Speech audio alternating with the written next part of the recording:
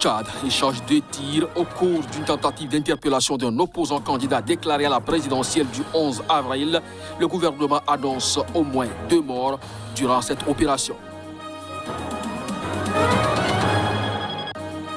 Le groupe armé Forces démocratiques alliées fait encore parler de lui dans la partie orientale de la RDC. Dans 2 attaques ce week-end, ce groupe aurait tué 10 civils, selon le bilan fait par l'armée. Au Nigeria, les parents des 317 adolescentes enlevées vendredi dans les pensionnats du nord-ouest du pays sont toujours sans nouvelles de leurs enfants. Dimanche, dans son homélie, le pape François s'est associé à leur père.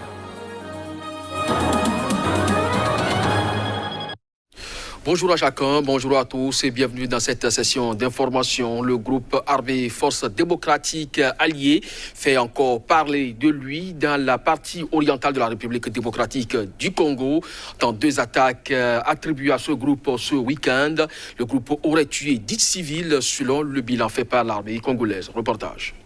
Nous déplorons la mort de 8 civils décapités dans le village de Boyo, ici en Ituri, par des ADF, qui ont aussi tué 2 autres civils par balle à Kainama, a déclaré à l'AFP le lieutenant Jules Ngongo, porte-parole de l'armée dans la province de l'Ituri. La poursuite de l'ennemi pour nettoyer la zone continue, a-t-il affirmé. Des sources administratives et locales ont confirmé les 2 attaques, précisant que des maisons ont également été incendiées par les assaillants. Le village de Kainama est situé dans l'extrême nord de la province du Nord Kivu, à la limite avec l'Ituri. Il est à 5 km de celui de Boyo. Les ADF sont historiquement des rebelles musulmans ougandais installés dans l'est de la RDC depuis 1995.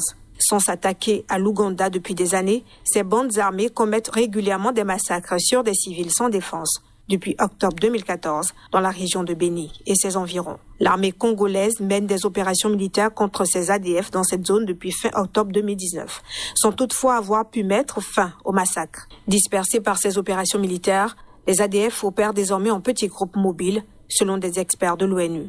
Après une relative accalmie en janvier, les membres présumés des ADF multiplient des tueries des civils depuis début février dans les territoires de Béni et Irumu, au nord-est de l'Ituri. Depuis près de 3 décennies, l'est de la RDC est déstabilisé par la présence de dizaines de groupes armés locaux et étrangers d'importances diverses.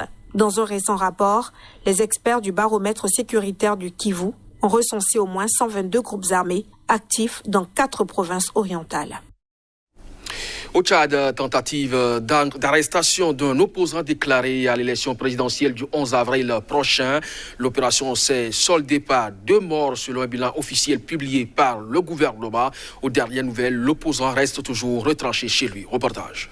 Il y a eu 2 morts et 5 blessés, dont 3 parmi les forces de l'ordre, lors d'une tentative d'interpellation de l'opposant Yaya Dirou à son domicile, a indiqué Shérif Mahmat Zéné, porte-parole du gouvernement. Les forces de défense et de sécurité ayant essuyé des tirs d'armes venant du domicile de l'opposant, elles n'ont pas eu d'autre choix que de riposter en légitime défense, a-t-il affirmé.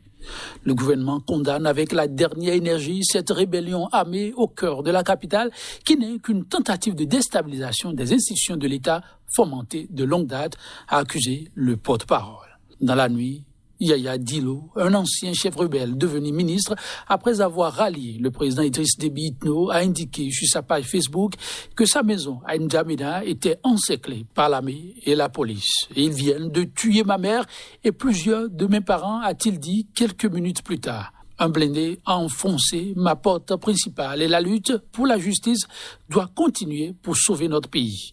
Mes chers compatriotes, levons-nous, a-t-il ajouté dans un dernier post publié au lever du jour. Internet et les réseaux téléphoniques étaient très perturbés à N'Djamena. Yaya Dilo est sous le coup de 2 mandats d'arrêt après avoir été visé par une plainte pour diffamation et injure à l'encontre de la première dame Nda Déby Itno. Il avait notamment dénoncé une convention signée entre l'épouse du chef de l'État et le gouvernement dans le cadre de la lutte contre l'épidémie du coronavirus.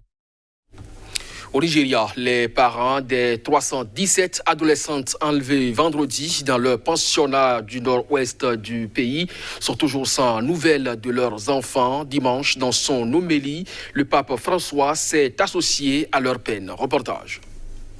Le nord-ouest du Nigeria, toujours sous le choc.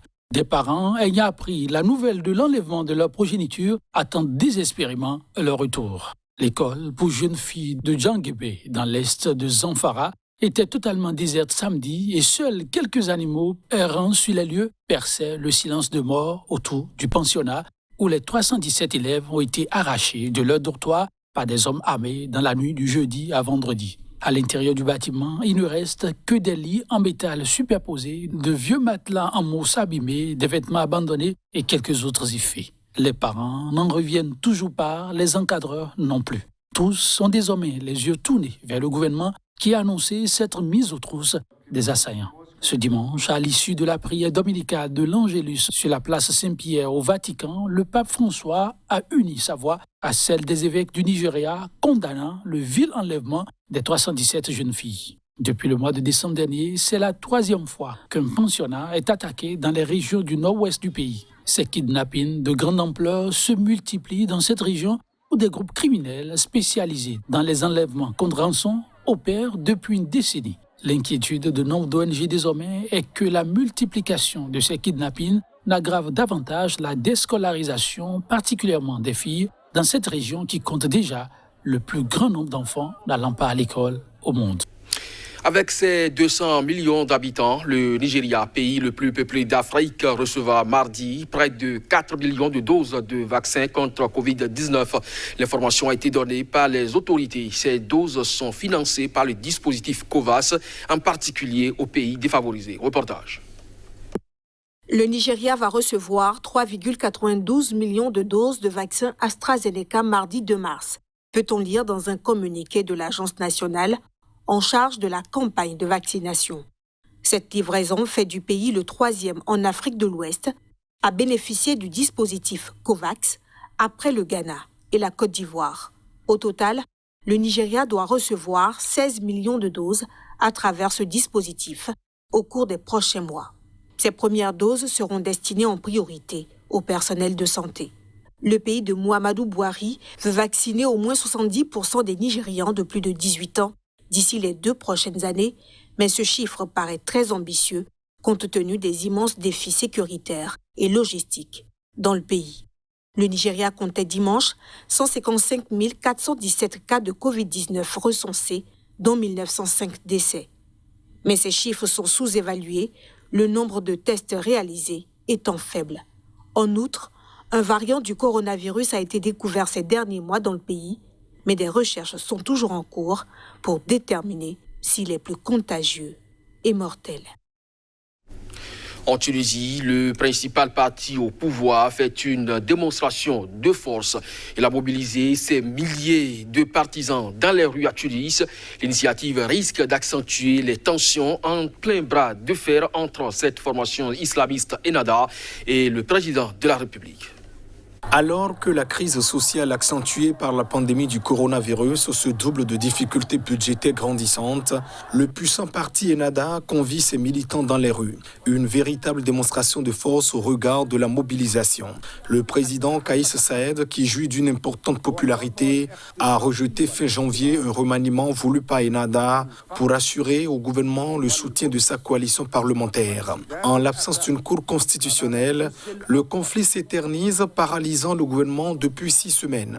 Le peuple veut l'unité nationale, ont scandé des partisans d'Ennahda, alors que le chef de file du parti, Rached Ghannouchi, a pris la parole pour appeler au dialogue. Le Premier ministre Hichem Mechichi, qui avait limogé 11 ministres, parmi lesquels celui de la Santé ou de l'Intérieur, a fini par confier ses ministères à d'autres membres du gouvernement déjà en place.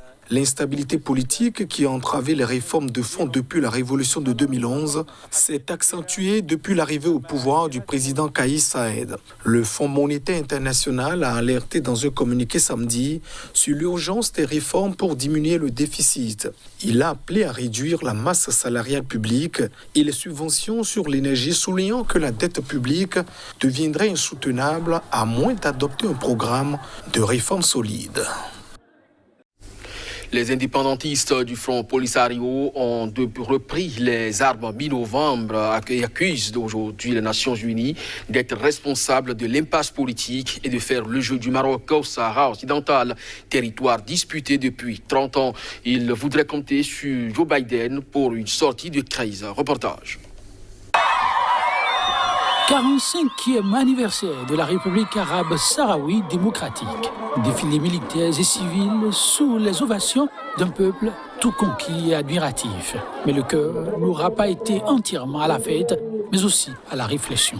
Le Polisario reste très préoccupé par le bras de fer incessant avec le Maroc. Après presque 30 ans de cessez-le-feu, les tensions ont ressurgi en novembre quand le Maroc a déployé ses troupes dans la zone tampon de Guéguéra, dans l'extrême sud du territoire, après qu'un groupe de militants sahraouis a bloqué la seule route vers la Mauritanie voisine.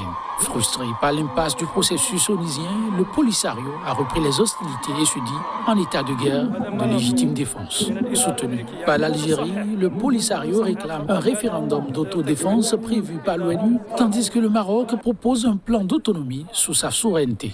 Rabat contrôle environ 80% de ce vaste territoire désertique où de grands chantiers de développement marocain ont été lancés ces dernières années. Peu avant son départ de la Maison-Blanche, Donald Trump a reconnu la souveraineté marocaine sur l'ensemble du Sahara occidental en contrepartie d'une normalisation des relations de Rabat avec Israël. Déçus par ces agissements qui friseraient du copinage, les Sahraouis placent désormais leurs espoirs dans la nouvelle administration Biden, auquel reviennent sur cette décision qui viole toutes les décisions et résolutions de toutes les instances internationales. Ce sera donc tout pour cette édition. Merci de nous avoir suivis. Bonne journée en compagnie des programmes de SICA. À très bientôt.